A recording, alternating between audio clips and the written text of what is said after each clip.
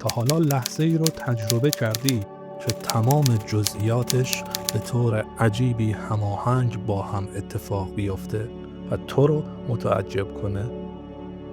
جوری که جهان هستی در حال مطرح کردن یک راز بزرگ در گوش تو باشه؟ فرض کن در حال فکر کردن به دوستی قدیمی هستی که سالهاست اونو ندیدی و به طور اتفاقی اون رو داخل یک کافه میبینی. یا ممکنه درگیر یه تصمیم حیاتی در زندگیت باشی و به یک باره آهنگی از رادیو پخش بشه که دقیقاً کلماتی رو که در اون لحظه نیاز داری پخش کنه. این لحظات حالتی جادویی دارن که انسان رو به وجد میارن. به نظر میرسه یه نیروی نامرئی در حال راهنمایی تو باشه. حالا اگه بگم این لحظات بیشتر از یه تصادف معمولی هستن چی؟ ممکنه اینها نشونه هایی از سوی کائنات باشن که تو رو به آرومی به سمت مسیر اصلی و واقعی زندگیت هدایت میکنن. پدیده‌ای که معمولاً به اون همزمانی میگن. این مفهومیه که قرنها فلاسفه و اندیشمندان رو به خودش مشغول کرده و امروز قصد دارم به بررسی عمق این موضوع اسرارآمیز بپردازم. اما قبل از اون خواهش میکنم کمی وقت بگذار و با لایک کردن این ویدیو و سابسکرایب کانال به من کمک کن و بدون حمایت تو به من این امکان رو میده تا محتوای جذاب بیشتری تولید کنم و این آگاهی رو گسترش بدم. همزمانی اون لحظات عجیب و باشکوهی هستن که ما را به تفکر وامی دارن. شاید تجربه کرده باشی که یه همزمانی تا اون حد عمیق باشه که هیچ وقت نتونی اون رو تنها یه تصادف ساده فرض کنی. مثلا فرض کن در حال رانندگی در یه جاده خلوت هستی و ناگهان آهنگی از رادیو پخش میشه که سالها اون رو نشنیده بودی. کلمات این آهنگ تو رو متأثر کرده و خاطرات و احساسات فراوانی رو در تو زنده میکنه. به طوری که احساس میکنی کائنات دارن از طریق موسیقی و کلمات با تو صحبت میکنن و پیوندی مرموز بین دنیای بیرون و درون تو ایجاد میکنن. این گونه تجربه ها فراتر از شانس هستن. همزمانی به ما یادآوری میکنه که همه چیز در این دنیا به هم مربوطه. این پدیده ما رو دعوت میکنه که به لحظات غیر معمول زندگی توجه کنیم.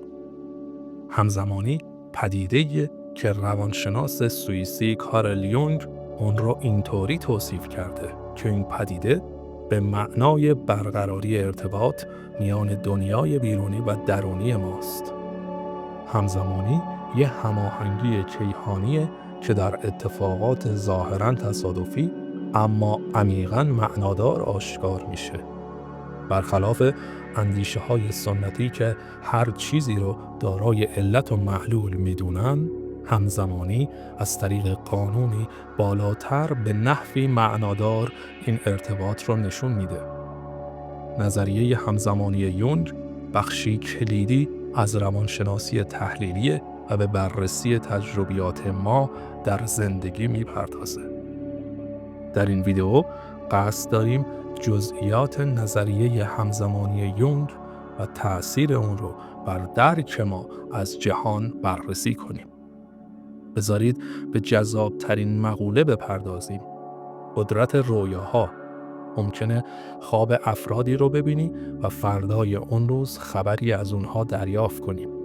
یونگ در این باره به تجربه خودش اشاره میکنه که به دفعات در مواردی متوجه شده که پیش از دریافت نامه‌ای، اون نامه در اداره پست موجود بوده.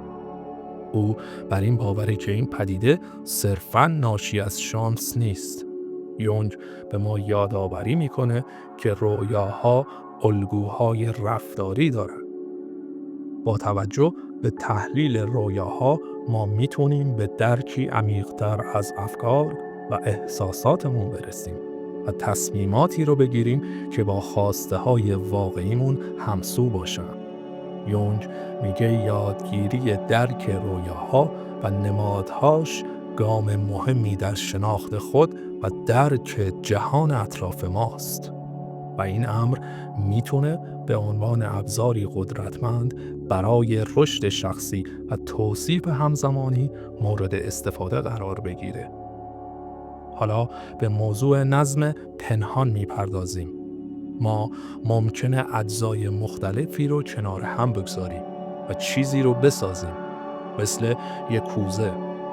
کارایی اون بستگی به فضای خالی درونش داره. این مفهوم به ما یادآوری میکنه که باید ارزش جنبه‌هایی رو که وجود ندارن رو هم درک کنیم. او ایمان داشت که همزمانی یک پل ارتباطی میان ما و کائناته که سرنخهای مهمی از زندگی و سرنوشتمون رو به ما میده. فلسفه یونگ در خصوص همزمانی یکی از پیچیده ترین و جذاب ترین موضوعات در روانشناسیه.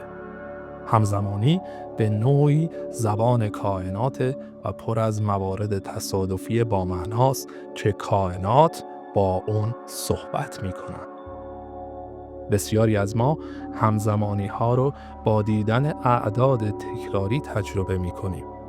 علم اعداد به ما کمک میکنه تا توانایی های معنایی اعداد و پیام های اون رو در دنیای متافیزیک درک کنیم. به عنوان مثال، اعدادی ممکنه نمایانگر تحولی بزرگ در زندگی یا به ثمر رسیدن زحماتمون باشن.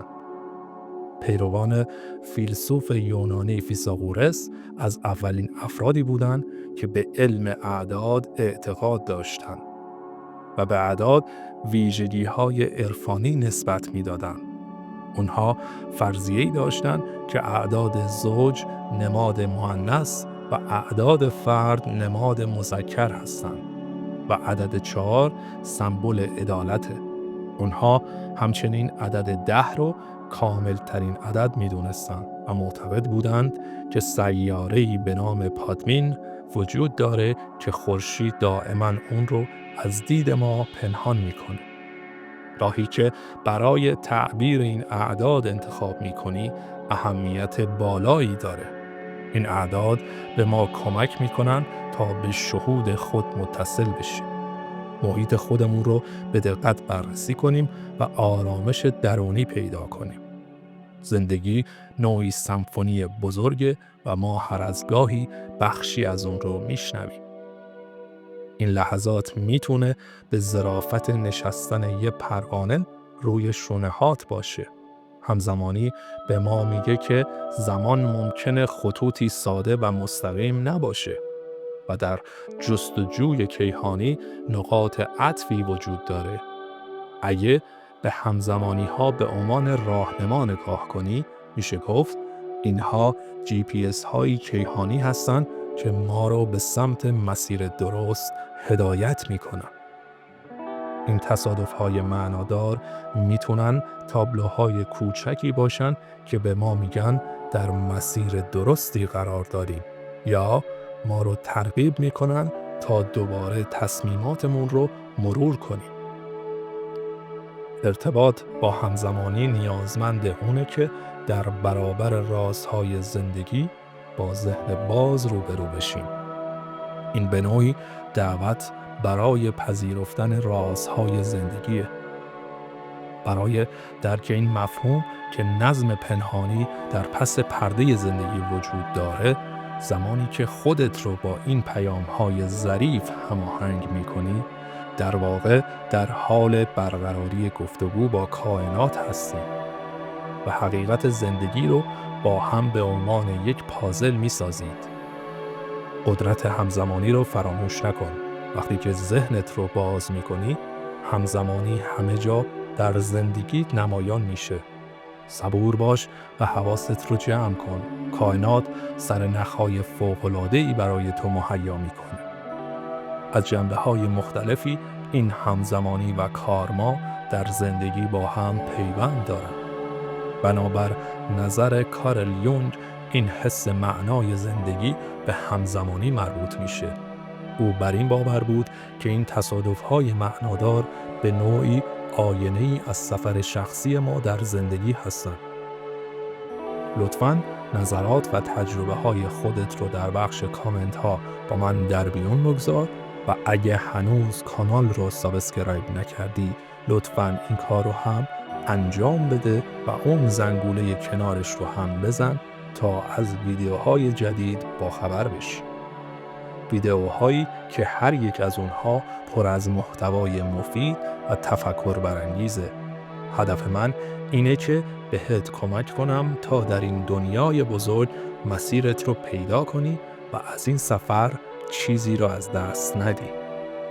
تا ویدیوی بعدی امیدوارم حال دلت عالی باشه.